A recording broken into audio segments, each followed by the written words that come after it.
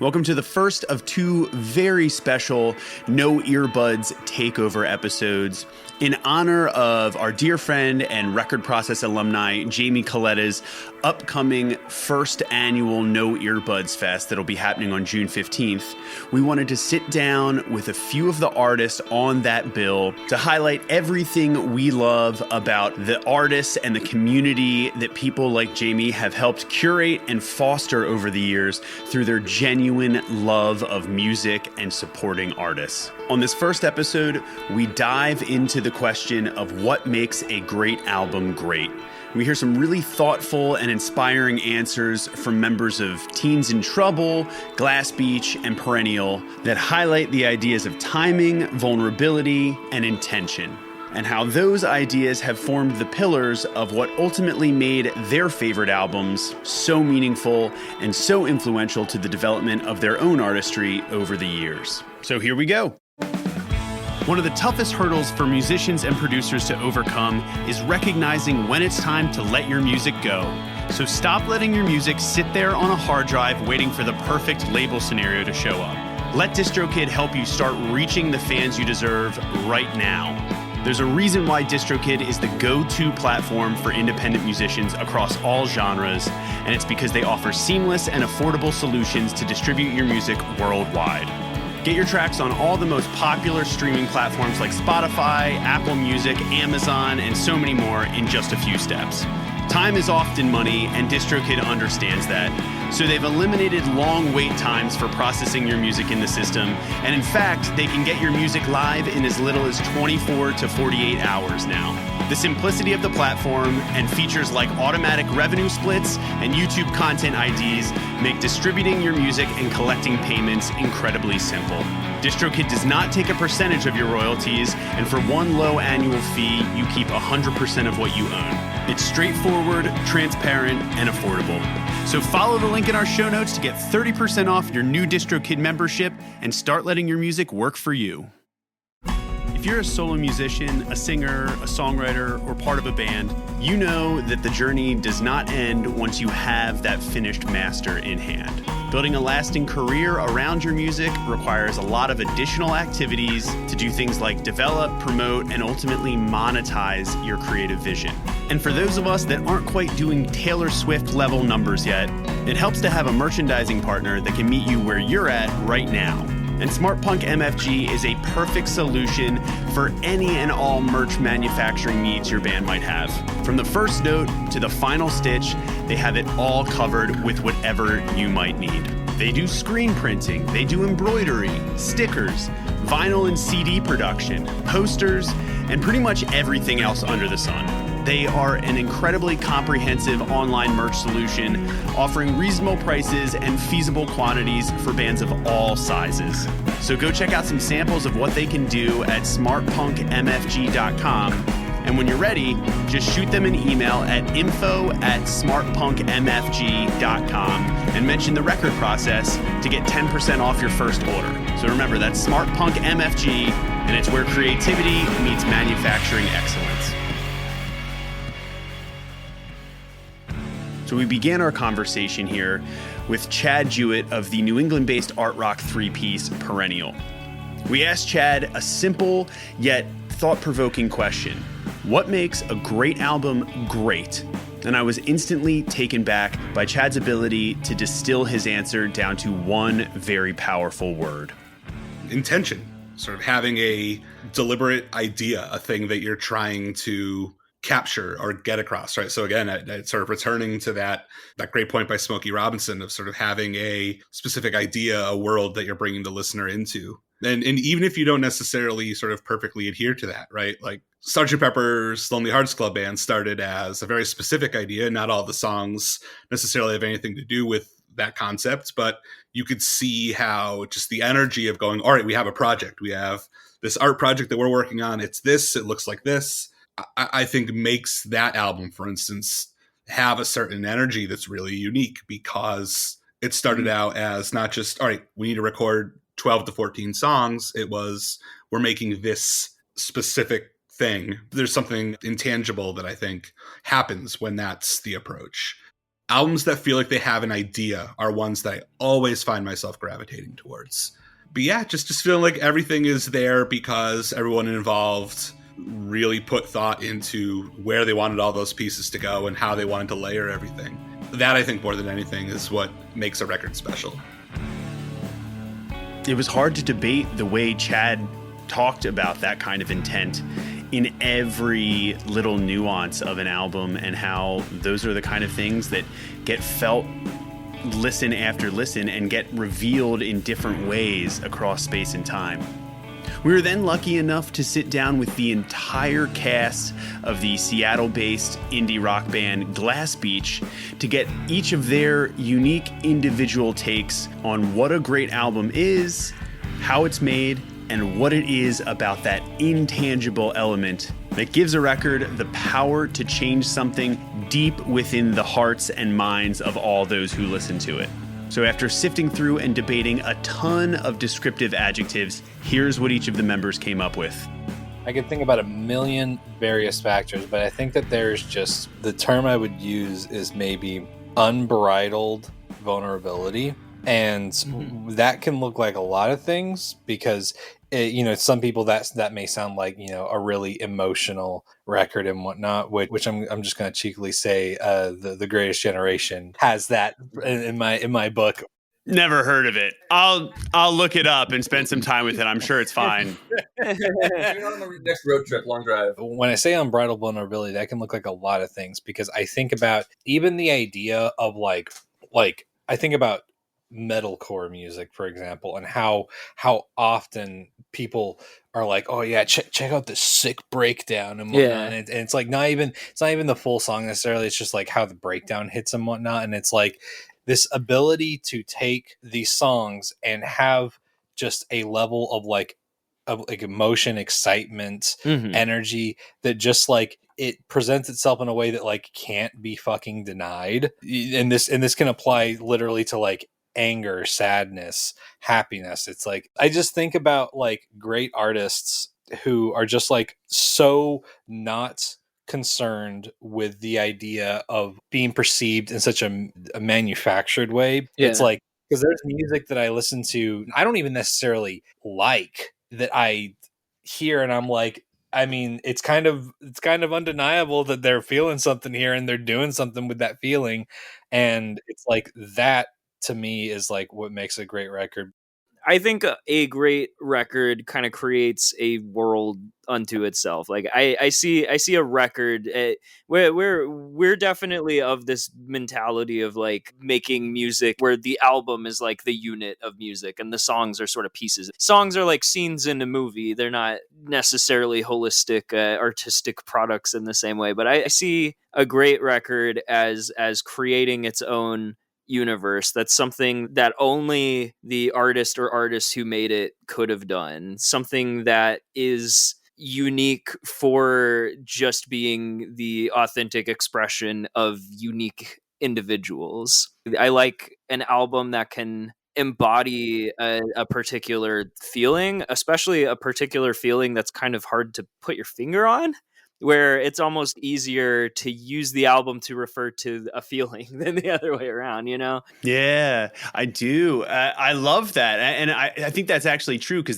that's where you really using, the instrumental texture, melody, chordal stuff, lyrical stuff, and the way it's delivered are all kind of these tools and or like, I mean, if we're going for like the paint canvas, like, metaphor, right? Like you end up with some complex colors that you can't just lyrically paint, or you can't just like melodically paint or rhythmically paint, but it's the combination of how it's, I mean, one of my favorite things is the kind of weird, unsettling world building that happens when you do the like, really, really perhaps unbridled, vulnerable lyrics over top of, like really major key stuff or the inverse of it. So we have unbridled vulnerability, and then maybe, the world, but the unique world building where it's like, it's a whole thing in and of itself. I have a theory that music is like inherently an abstract art form. A painting can be of something, but like a song, like it can be about something, but it's not necessarily just a representation of that thing. Like, it has sort of a meaning that can't be put into words. And like, you know, a lot of people like ask me like what certain songs I write are about or whatever. And it, you know, I can give sort of answers, but it's always kind of, if I could just, you know, tell you in a sentence or two like what I'm trying to get across with this song, then I wouldn't have needed to write the song. The words that kept coming to my head were like intention, authenticity, vulnerability. But then like every time I would think about that, I could think of like a record that like abandoned those things. Like that was not like, I mean, there is music that is made unintentionally like incredible. There is music that like is very inauthentic, that is like produced in a way to like manufacture a positive response from people that has worked very well, like that kind of thing. It was hard for me to put a finger on, so I'm going to go very personal again and just say that to me a great record is timing, the timing of when you found it. That's true. And it has to have something that makes it like feed into you. But I don't hate to do this, and I've been avoiding doing it because of this, but like The Greatest Generation, yes. To me, the reason that album, still haven't listened, I'll get really to it though. The reason that has stuck with me like for as long as it has is because like it was introduced to me by a friend. Like it was a genre and a type of music that I was interested in. They showed it to me on a very special trip that I was going to. We listened to it together in a car, and then it became like whenever we would go on a drive together, it would either be that or I would jokingly put on Mumford and Sons. So whenever we'd be in the car, it was like you pop in The Wonder Years or you pop in Mumford and Sons. And that would determine how like we feel. And like now, like going back to it over and over again, I mean, like the first time I ever found Julian Baker, like I found her and I listened to her album like 3 times in one night, just sprained ankle and everything. And I couldn't get enough of it. And that, like, Julian is one of the greatest musicians I've ever heard. And that stuff like has stayed with me and impacted me in the way that I feel like they are great records because of who I was when I found them, what they were saying, how it connected to me, and the timing of all of it. So this idea of timing is one that comes up a lot, not just in these conversations, but in a lot of the episodes on previous seasons of the record process, and in general with the broader conversation around music and art, and how it can evoke memories of a time and a place and really crucial developmental moments in us as listeners. And in our interview with Lizzie from the band Teens in Trouble, she does a great job of highlighting the fact that while the recording quality of an album might not always stand the test of time, the personality of it is often much more important when it comes to establishing longevity. For me specifically, some of the like most influential records that have stuck with me have always, they may not even be, no, I was going to say they may not even be the best record, but come on, Pinkerton, Weezer. But for me, like with that album in particular, it's like a time and a place. Like I was 16 and hating life and trying to find some solace in music. And a friend of mine let me borrow his Pinkerton CD.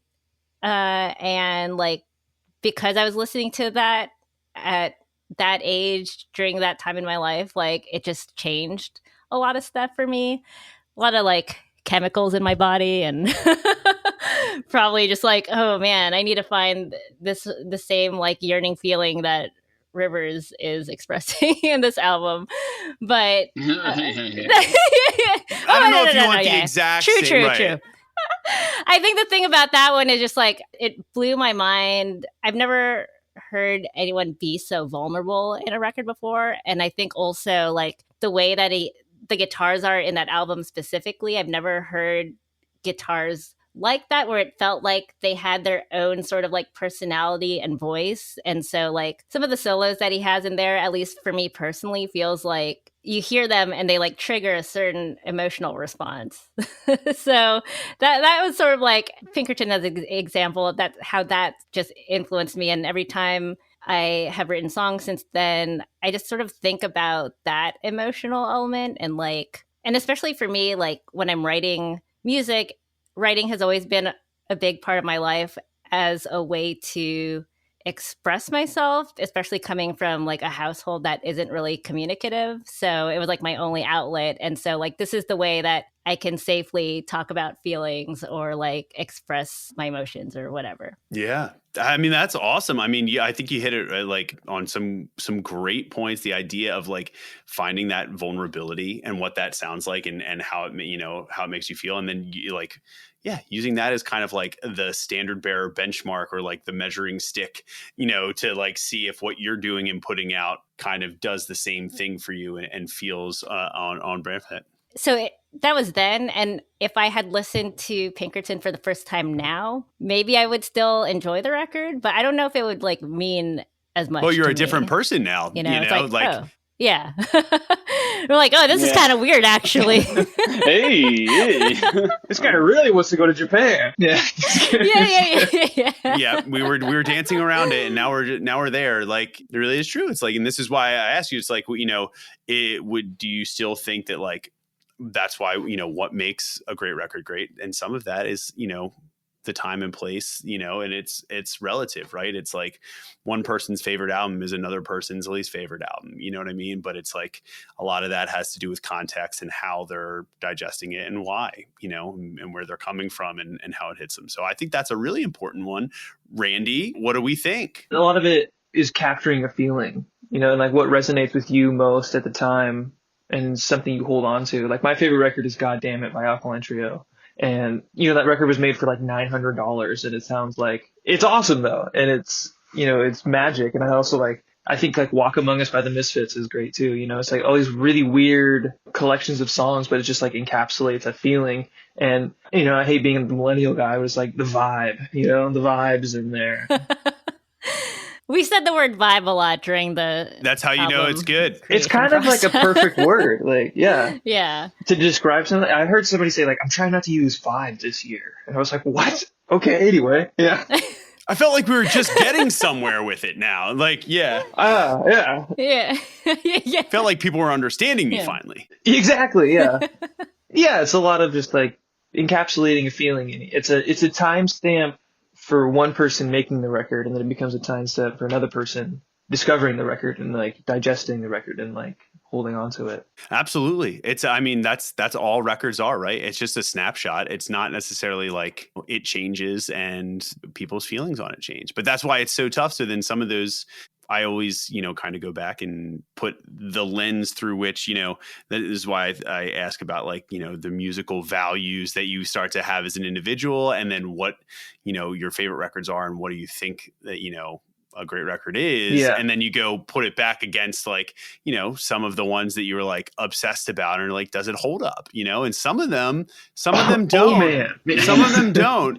Yeah, I'm like, there are definitely albums I listened to in high school. I'm like, cool, that was a time and a place. Yeah, there was a band I recently revisited, and I was like, you know what? I think I'm done with this band. I think at one point this band was like it for me, but I don't know if I'm that guy anymore. I think Not a great record for you then, right? Like, yeah, it was a good record, not a great one. The vibe can go both ways. Exactly. It's a sliding vibe scale. If you haven't already checked out these bands, do yourself a favor, head to the show notes. We've linked to all of them there, as well as the No Earbuds website, where you can learn about the upcoming festival on June 15th. If you are in the LA area, you should definitely get your tickets soon, and you should 100% follow Jamie and No Earbuds on all socials. It is a near impossibility to do so without finding your new favorite band. I promise you that. She loves sharing, and great bands just seem to find her. Thanks for checking out part 1 of this exclusive 2-part series dedicated to No Earbuds, and we will catch you for part 2 next week right here on The Record Process.